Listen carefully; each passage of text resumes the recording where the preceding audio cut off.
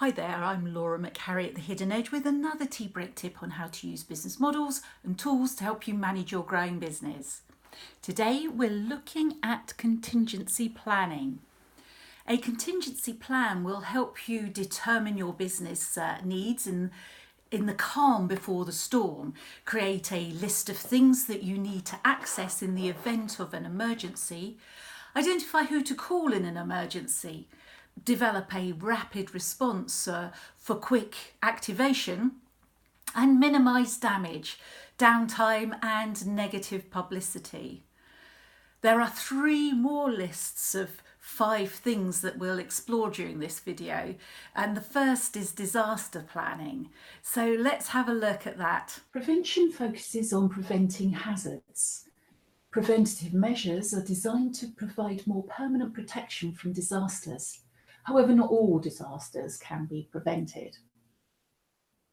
Mitigation is the effort to reduce the loss of business, life and property by lessening the impact of the disasters and emergencies. Mitigation involves structural and non-structural measures taken to limit the impact of disasters and emergencies. Preparation is the continuous cycle of planning, organising, training, equipping, exercising, evaluating and taking corrective action. Response is comprised of the coordination and management of resources, including personnel, equipment and supplies. The immediate response phase is a reaction to the occurrence of a disaster or an emergency. At the heart of a contingency plan is the ability to identify when a contingency exists.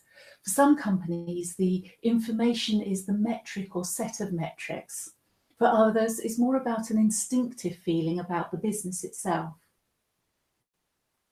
Once a company has set the information it's going to use to assess the situation, it must then decide under what conditions they would say a contingency that must be addressed actually exists. In other words, what is the comfort zone for the metrics and where are the edges of that zone? Levers. A contingency plan should also consider what the levers are that the business can use to correct its path. These levers might be cutting administration spending, increasing sales visits, deferring salary increases, or changing an approval process. Decisions. With information, boundaries and levers in place, the business should think through how it will actually decide to use the levers if the information indicates that a boundary has been crossed. This will vary from company to company. Some will have a preset decision-making process so that the rules are clear before the company gets into a contingency. Others are comfortable leaving it loose until they are faced with the situation. To take the preparation up a notch and enable management to feel confident that it is prepared, the team could also create higher probability scenarios to think through what each of the elements would look like in a given scenario. There is a lot to think through, which is why I particularly like the framework that Business Docs has created in Excel. At less than £15 for the download, I think it's great value for not having to start your plan from scratch.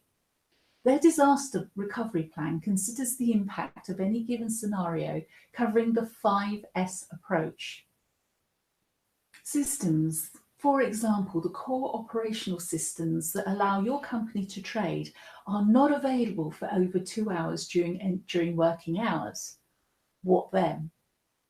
For example, services, no gas, electricity, telephone, water, heating, connectivity even, for over 2 hours.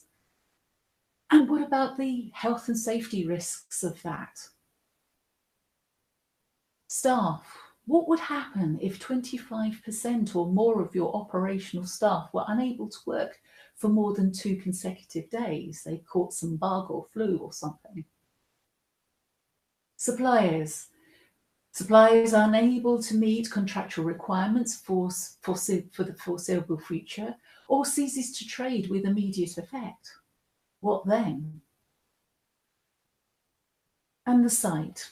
What would happen if you were unable to access your site for any period for more than 4 business consecutive hours, what is the impact of that? So the 5S dashboard provides you with an essential framework for dealing with the resulting impacts. It gives you a time-phased response depending on the situation, creates likely scenarios and the impact assessment of those, explores operational impacts and the incident management team responsibilities.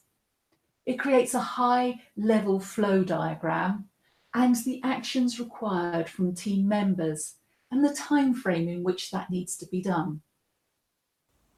It's a daunting and time-consuming task to put together a contingency plan, especially when it feels like the likelihood of it happening is quite low. Download the templates from the Hidden Edge website, and whilst you're there, do share your business disaster stories too, the impact of them and what you did about it. So that's it from me. Until next tea break time, enjoy the rest of this one.